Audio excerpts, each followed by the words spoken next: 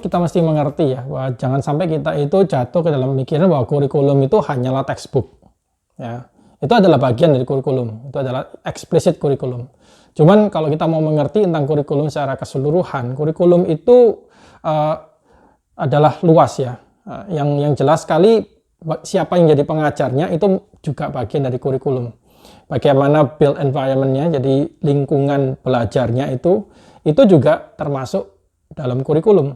Ya, lalu standar disiplinnya bagaimana dan segala macam itu adalah kurikulum juga. Nah, itu adalah hal-hal yang kita mesti pikirkan secara menyeluruh.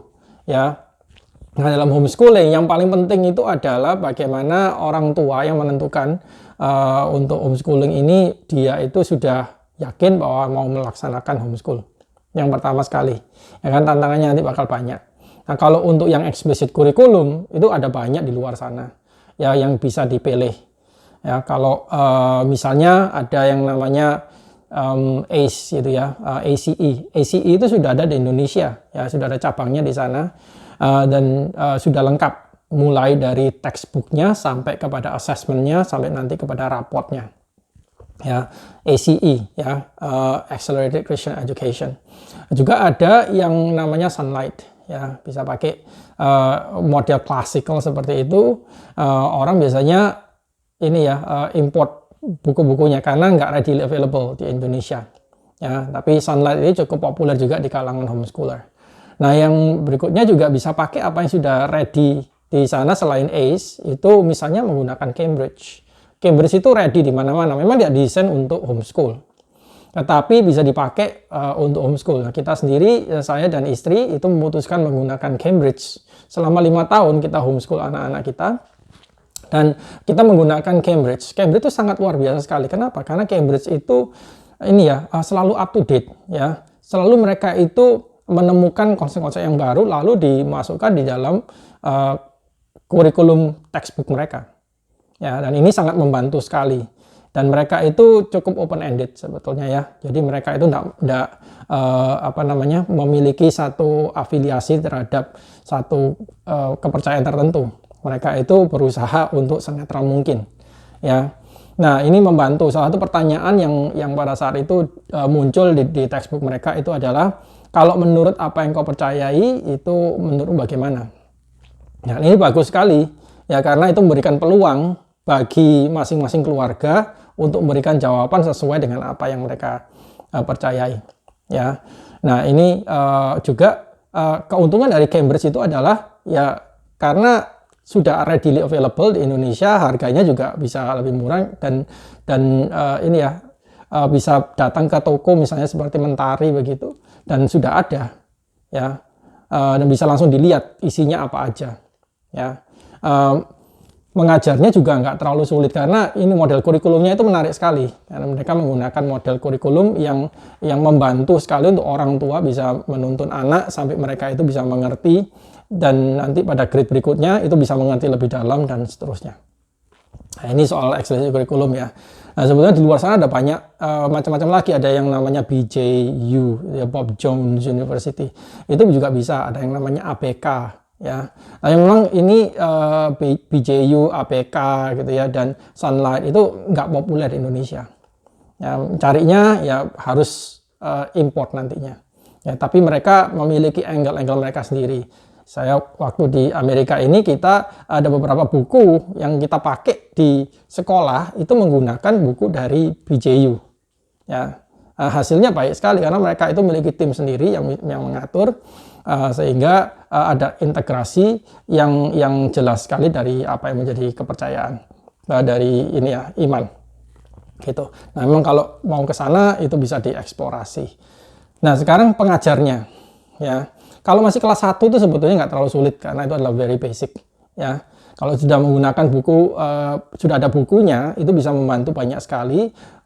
Kalau misalnya orang tua memilih untuk menjadi pengajarnya, nggak terlalu sulit ya. Kenapa? Karena buku itu sudah jelas sekali layoutnya, step by stepnya itu jelas ya. Jadi runtutan perjalanan pembelajaran itu jelas sekali Ya, sehingga orang tua pada level kelas 1 tinggal baca bukunya lalu ajarkan itu sesuai dengan level dari itu ya, pembelajarannya.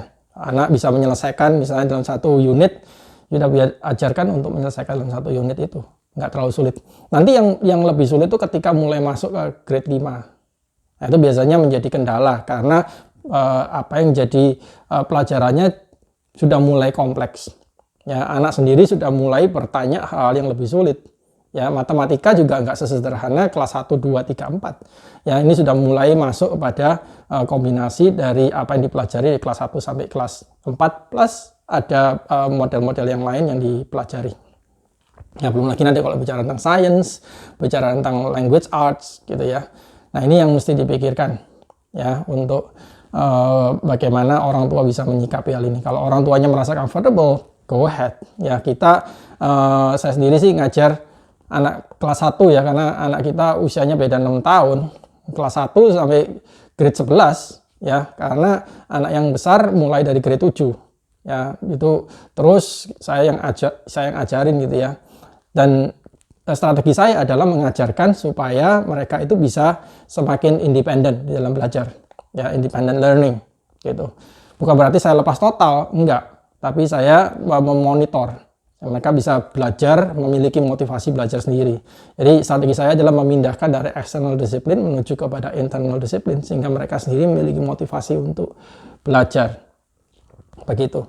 Ya, untuk hal-hal yang lebih sulit ya, yang betul-betul menuntut untuk saya involve lebih banyak, maka saya akan ada di sana lebih banyak. Misalnya kelas critical thinking. Ya, critical and creative thinking, saya involve lebih banyak, nggak ada textbooknya. Ya, kalau kita mau cari di internet sih ada, tapi biasanya kita harus compile sendiri. Ya, saya sendiri karena saya sudah pernah mengajar critical thinking, jadi itu menjadi pengalaman basis saya untuk bisa mengajarkan kepada anak-anak bagaimana critical creative thinking. Ya, dan saya tuntun satu persatu. Tugas-tugasnya bisa begitu menarik ya, apa yang menjadi interest mereka. Salah satunya pada saat itu kita pakai ini How to Train Your Dragon gitu ya. Jadi movie itu menjadi satu wacana untuk mereka itu investigasi, observasi, ya, menstimulasi ini berpikir kritisnya mereka. Tapi menggunakan hal yang menarik sekali buat mereka. Mereka nonton film bukan sekedar nonton sekarang, tapi ada elemen analisa di sana. Ya, jadi saya tuntun satu persatu analisanya bagaimana, gitu ya, apa yang mesti dilihat dalam analisa itu. Lalu mereka akhirnya memberikan report, mereka menuliskan reportnya ya, tentang hal itu. Nah, ada cara yang berikutnya adalah menggunakan tutor. Jadi mengundang tutor untuk mengajar anak-anak di homeschool. Ya, nah ini kita tidak pernah pakai ya, mengundang tutor, kecuali kita mengirim anak untuk belajar musik. Ya, yaitu ada private lesson, gurunya private juga, dia mengajarkan musik, biola, piano gitu ya, karena memang specified, ya, very specific untuk skillnya dan knowledge-nya gitu. Untuk mengundang tutor ke rumah atau mengirim anak ke misalnya seperti Primagama dan segala macam, itu solely keputusan dari masing-masing keluarga ya. Kita tidak melakukan itu, tapi itu adalah alternatif yang bisa dilakukan. Cuman kalau kita bicara tentang Primagama, itu modelnya sudah mirip sekali dengan sekolah, karena anak datang ke tempat itu ya, tempat pembelajaran yang disediakan oleh Primagama, dan mereka ada tutornya yang bisa mengajarin untuk mereka bisa menyelesaikan unit-unit yang ditentukan begitu ya. Jadi akhirnya ini dalam persiapkan, itu yang lebih penting adalah persiapan hati ya, dan perlu dimengerti juga yang berikutnya ini ya, yang perlu kita bahas itu, yang perlu dimengerti itu adalah bagaimana nanti ujung-ujungnya. Jadi kalau misalnya anak setelah homeschool, apakah mereka nanti bisa meneruskan sekolahnya misalnya di sekolah formal begitu. Nah, kalau misalnya berpikir tentang tetap stay di Indonesia, nah itu mesti diselidiki.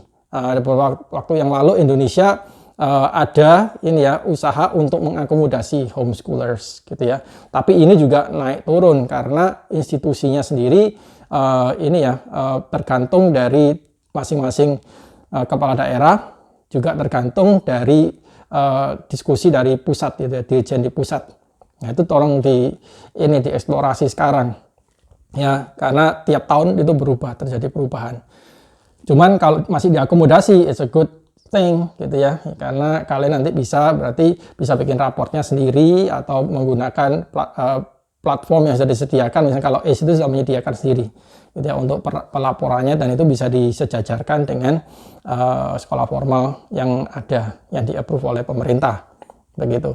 Nah kalau mau ke luar negeri itu juga perhatikan, kalau misalnya ke Amerika masih jauh lebih terbuka untuk homeschool ya, hampir semua state itu mengizinkan untuk homeschool ya, mereka transfer itu nggak susah. Kita mengalami sendiri, anak kita 2 itu transfer dari homeschool masuk ke sekolah formal. They can do it very openly, very easily gitu ya. Nah kalau ke negara lain misalnya seperti ke Inggris misalnya, atau seperti ke Kanada atau Australia, itu coba diteliti apakah sama. Itu ada kesulitan kelihatannya ya, karena mereka jauh lebih formal dalam hal itu, tentang tuntutan untuk raport dan segala macam ya. Nah kalau memang ada yang seperti itu, berarti kalian harus mencari jalurnya supaya bisa disetarakan. Jadi misalnya kalau ke negara Eropa yang mengikuti model Inggris ya, Cambridge itu membantu sekali. Jadi misalnya kalau sudah grade 10 bisa mengambil IGCSE. Nah IGCSE ini menjadi standarnya untuk masuk ke sekolah formal di luar negeri. Tapi IGCSE grade 10 ya, gitu ya. Jadi ujiannya adalah ujian grade 10. Jadi kalau misalnya setelah grade 10 lulus IGCSE, nilainya bisa diterima di sekolah di negara-negara ini, bisa dipakai begitu. Tapi memang harus tunggu sampai grade 10 begitu untuk standar IGCSE. Nah di dalam hal ini itu masing-masing keluarga sekali lagi yang menentukan ya, apa yang mau menjadi keinginan masing-masing keluarga.